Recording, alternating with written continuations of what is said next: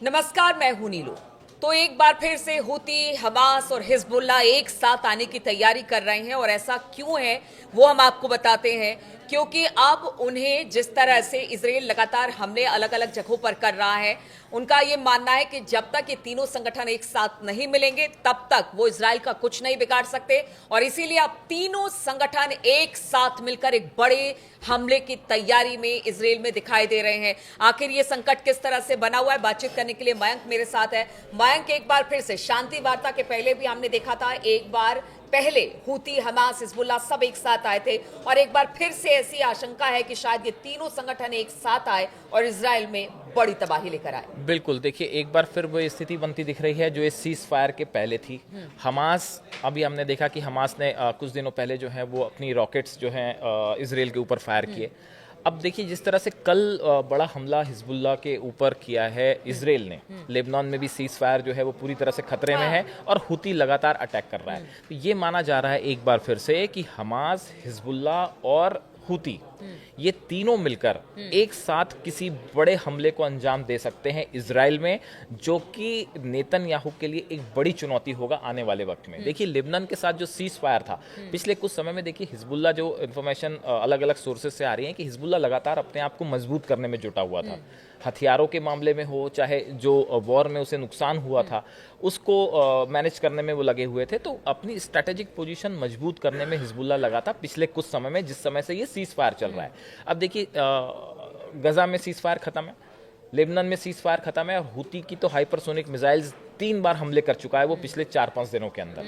तो देखिए ये माना जा रहा है कि एक बार फिर ये तीनों संगठन जो हैं इनकी आपस में एक बड़ी बैठक हुई है, जो कि बताया जाता है कि ऐसी चर्चाएं हैं कि एक सीक्रेट मीटिंग हुई जिसमें ये तीनों संगठन के जो है प्रतिनिधि उसमें शामिल थे और इजराइल के खिलाफ किस तरह से अगली रणनीति बनाना है इसका एक पूरा खाका तैयार किया गया है और मिल के तीनों की तरफ से हमले हो सकते हैं। देखिए जहां तक हुती का सवाल है, हुती की जो हाइपरसोनिक मिसाइल्स हैं इसको रोकना इजराइल के लिए हमेशा से बड़ी चुनौती रहा है। हमने पहले भी देखा था, आज से कई महीने पहले जब हुतीज ने फायर की थी मिसाइल और वो गिरी भी थी, वैसे ही इस बार भी हुआ। बताया जा रहा है कि इजराइल के एयरपोर्ट पे जो है वो हुती की मिसाइल गिरी है और जो हाइपरसोनिक मिसाइल्स होती हैं इनको रोकना, थोड़ा सा जो बैलिस्टिक मिसाइल्स होती है इसको इजराइल के एयर डिफेंस को रोकना बड़ा मुश्किल होता है।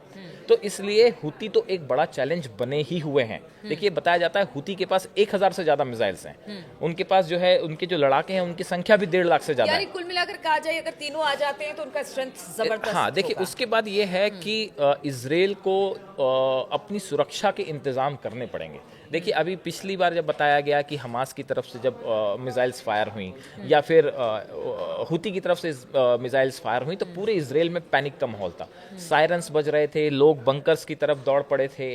तो एक प्रकार का जो है इनसिक्योरिटी का माहौल पूरे इजराइल में था इन हमलों के बाद। तो देखिए वहां की जनता लगातार, आप देख ही रहे हैं, नेतन्याहू के खिलाफ भी प्रदर्शन हो रहा है कि आपने गजा में फिर से अटैक क्यों किया, आप हिजबुल्लाह में अटैक फिर से आप लेबनान में फिर क्यों अटैक कर रहे हैं। तो ऐसा नहीं है कि नेतन्याहू का विरोध नहीं हो रहा, इजराइल के भीतर उनका भी विरोध हो रहा है, इजराइल के अंदर तो हो ही रहा है। तो और ऐसे में देखिए इसीलिए मैं कह रहा हूं अगर ऐसे में कोई बड़ा हमला हुती के द्वारा हो जाए या हिजबुल्लाह के द्वारा हो जाए या हमास की कोई मिसाइल इजराइल पे गिरती है और वहां पे कैजुअलिटी होती है, वहां के लोग मारे जाते हैं, तब ये एक बड़ा असंतोष होगा नेतन्याहू के खिलाफ, इसलिए ये अहम हो जाता है। ये देखिए अपने घर में तो नेतन्याहू घिरे हुए हैं, लेकिन जहां तक शांति वार्ता की, लेबनान में भी उन्होंने शांति वार्ता की बात की, गजा में भी, यानी अब वो अपनी बात से बार बार पीछे हटते हैं और बार बार स्थिति वहां पर देखिए, तो अब लोगों ने उनकी बातों पर विश्वास करने, खास तौर पर चाहे हिजबुल्लाह हो या हमास हो या बाकी हो, शायद उनकी बातों पर अब विश्वास नहीं किया जा सकता। देखिए मामला ये है कि ऐसा लगता है फौरी तौर पे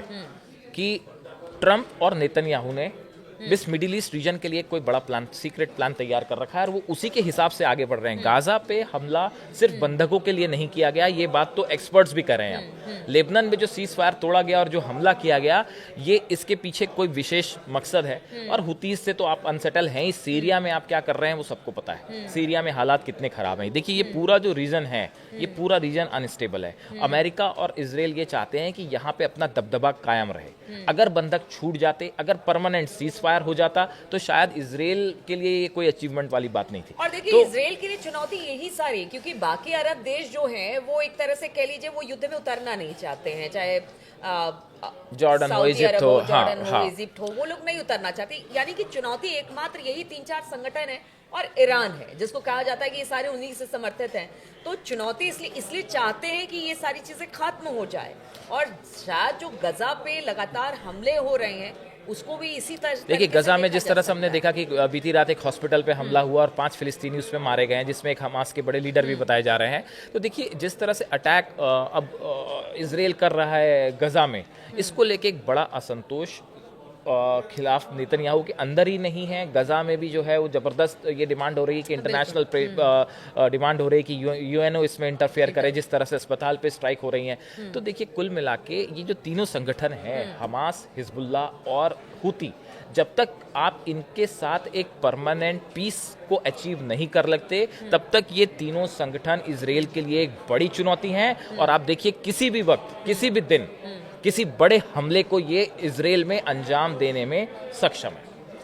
बिल्कुल, तो आप समझिए ट्रिपल एच की बात यहाँ पर हो रही है। हुती, हमास और हिजबुल्ला, ये तीनों मिलकर अब कुछ बड़ा प्लान कर रहे हैं। अगर इजराइल हमला करता है तो फिर इन तीनों की तरफ से, यानी एक साथ मिलकर एक बड़े हमले की तैयारी में इजराइल पर ये संगठन दिखाई दे रहे हैं। अब इसके क्या नतीजे, क्या परिणाम होंगे, इस पर लगातार हमारी नजर बनी रहेगी।